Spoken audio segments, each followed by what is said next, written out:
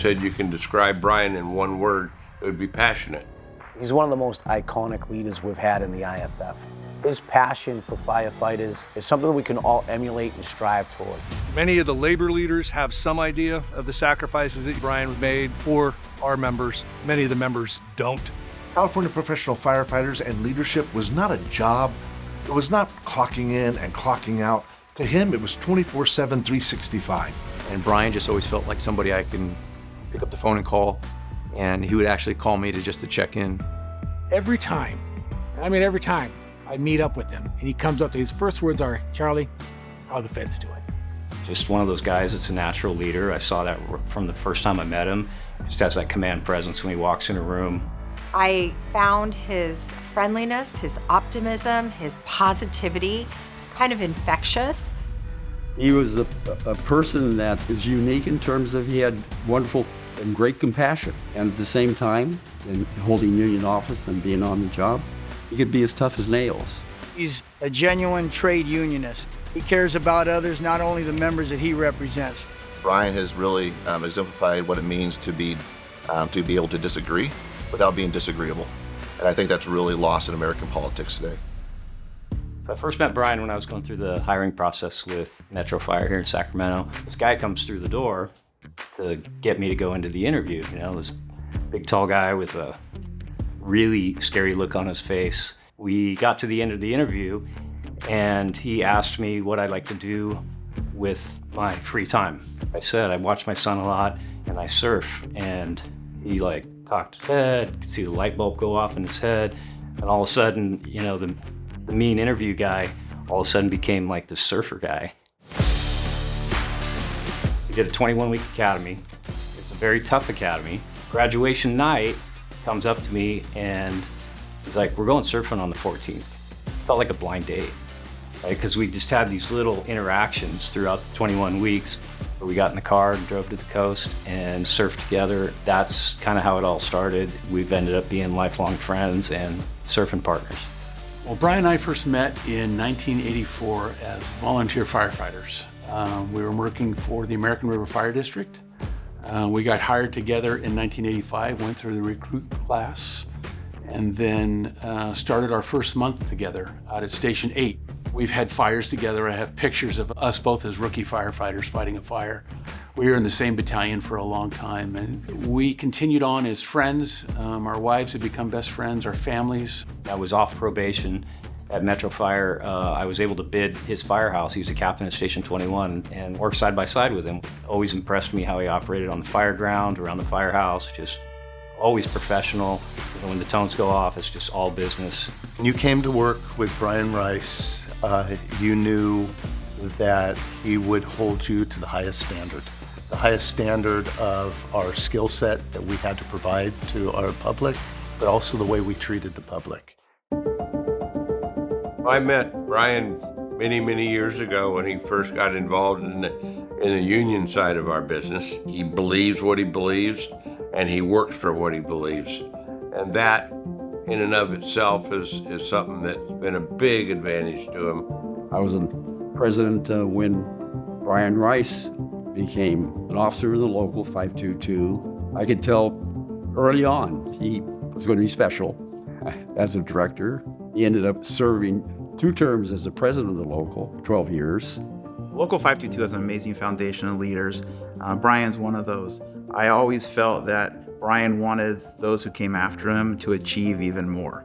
And he had this saying that he wanted a firefighter to be able to support a family on a single income. I never forgot that. In the 90s, we went through a lot of activities in terms of consolidations and mergers. We were a union early on of probably 15 different locals, and with Brian involvement, we are now looking at a union that represents 1,800 members, maybe 5, 6, 7 departments, and that was a real achievement. Brian is as good of a partner as you could ever hope to have in service to a city. We worked on everything together. Obviously the fire department, but more broadly, we helped save the Sacramento Public Library. We improved literacy rates together. We built parks and schools and invested in families and communities. I think my time that's most significant with Brian Rice is his involvement with the Firefighters Burn Institute. I would think one of his prouder moments is when we were able to give $1 million check to UC Davis, and that's when that burn unit was labeled the Firefighters Burn Institute Regional Burn Center at UC Davis. As I grew into my position at CAL FIRE as the president, and being on the CPF executive board for 4 or 5 years, Brian and I, there was some discussion about maybe taking a run at the president and the secretary treasurer's position of this organization. And so we sat down at lunch and just discussed the pros and cons, the accessibility of, is this something that we could accomplish together as a team? And right then and there, we made the decision that we were going to do it. There's a lot of thank yous that go with this, but I took a slogan up, and it was called From Bottom Up. We were going to come in and lead from the kitchen table, visiting the membership, listening to their ideas, and bringing that to whether it's legislation or health and safety issues or different practices within the CPF. I think that's how we succeeded over these last 8 years.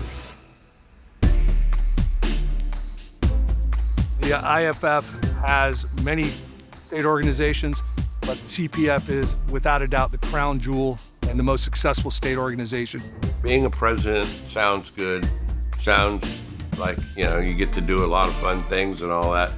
It's not easy, it's hard. When you have an idea, you want to make that idea the law of the land. It was really only 4 years that I had the honor to work with him. We engaged in some epic battles together on behalf of the members of CPF. Brian has experience working with some assembly and Senate members and things along those lines, but it's the real inner workings of the Capitol. You can't come in with an expectation that you know how everything works. For us to pass a bill, to become a law, it gets down to one person, it's the governor. As his advocates, Megan, Doug, and I wanted to make sure, even though this Governor Brown was on his way out and facing his final year, the first moment that Brian tried to send us on our heels is he said, "Is it okay if I ask about Linda Ronstadt?" Please, we'd prefer you don't raise that. There'd be other things that could come up in this meeting. Then in 2022, I, with great anxiety and mixed feelings, accepted the governor's offer to make me his legislative affairs secretary. The easiest part of the decision and the hardest part of the decision were Megan and Doug. While my departure felt abrupt to me and to them, they were ready. The transition was like that. Doug and Megan came in, and it's been full throttle ever since. It has been a pleasure to work with Brian over the last 8 years. When President Rice is in the Capitol, people know about it. People stop and ask him, why is he here? Brian, because of his experience, knew how to handle a governor and knew how to get what he really needed. His relationship ran so deep with this governor that he actually put the governor on his heels, and I actually heard what was my new boss say to my old boss, "Oh, Brian, don't put that on my desk." But 9 times out of 10, he would say, "Yes, you can send me that bill." I think Brian had a knack for building strong relationships with political leaders. And then really been able to communicate to them why a policy matters to our members, why he has all 38,000 California professional firefighters standing behind him on this policy proposal. So when we're over at the Capitol and he's representing his 38,000 firefighters of California and I'm representing the 10,000 plus of CAL FIRE, Brian and I have a lot of the same attitude. We don't give up. When we bite onto something, we run with it. Brian's advocacy style, blunt, honest. Doesn't necessarily tell you what you want to hear. He tells you what's right, and he never wavers. He's always consistent. Brian was just like, this is what I want. This is what I need you for. And can you be there? Yes or no? And it was really that simple. Then also the budget side of it, in which Brian Rice was very much an integral part of and fought for. What I used to say, one team, one fight, where we were working together. We would try to find synergies and being able to help move legislation forward, policies forward. It was a collaborative, cooperative effort. To sum up Brian's legacy, As I look back at the last 8 years, whether it's the CPF team, whether it's Brian and myself, whether it's the executive board, there's always a thought of, have I left this place better than when I came? And I would say yes, 100%. Brian was so attentive and focused on doing anything and everything he could for the financial safety and security of firefighters, but also just the physical safety to the degree that things can be made better in this very dangerous but utterly essential job. He's brought a team together that's worked very hard on behalf of the CPF the last 10 years to get work product that is unprecedented as far as labor union goes. Brian has done amazing things, but I think the things I would focus on is specifically the mental health and the Firefighters Memorial. His work to enhance the memorial in Capitol Park so that everyone remembers the sacrifice of these incredible first responders. It was a moment that we were under construction and we were taking a little tour. I wanted to update him. And we were both standing there, our helmets on, as firefighters do. It was like, wow, what is being created here? This is going to be here for generations. And that was a very, very special moment for us. The trust that he gives to myself and my partners with the Memorial Committee, just to make the best presentation possible. It takes a village to do that, and the support that he's given us has just been unwavering. After that first year at the campfire, we really realized the importance of the foundation, and that really became a vocal point of our time in office. Not only responding to the fires and saving lives and property, but you're there for the community members after the event when they need it most. When we had that horrific Lahaina incident, it was a nightmare nobody expects to get. And literally, the first phone call I got the next morning was Brian. Brian reached out to me and just wanted to know, how are you and what can I do to help? You know, when I was your president, we didn't even use the word behavioral health. And now it became a big part of President Rice's job to create programs that would help us with what has become a growing problem. He just continued to better the lives of the members that he represents. ETSI as a presumption, bettering the lives of CAL FIRE members and lowering their hours worked per week. There's an opportunity for people to understand what Brian was able to do while he was here, whether it was apprenticeship programs for underserved communities, whether it was presumptive illness, whether it was PFAS issues within turnouts. Like all of these things, those are built on relationships. I know that Brian Rice had waged war on cancer. That's what helped bring about AB 700, to ask for and to draw for research, number one, on cancer and how it impacts firefighters uniquely. I know the one thing about Brian, his family is very important to him. He's spent a lot of time away from his family to make our lives better. And I think we all owe him a debt of gratitude for the service he's done for over 30 years for the firefighters of California.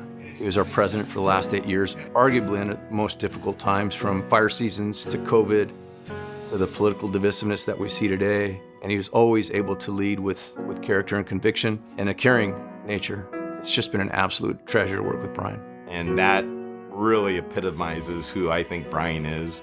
He's just a worker, a firefighter. He's not somebody who thinks, this is beneath me as president of the CPF. And one thing about Brian is he listens to what you have to say, and he takes what you say to him seriously. I always felt that my input was appreciated and accepted. Every single day I've had the honor and pleasure of working with Brian Rice and seeing what he has done for my members in the 5th District. I'll never be able to repay that. I have worked for the last decade with Brian Rice as my CPF president.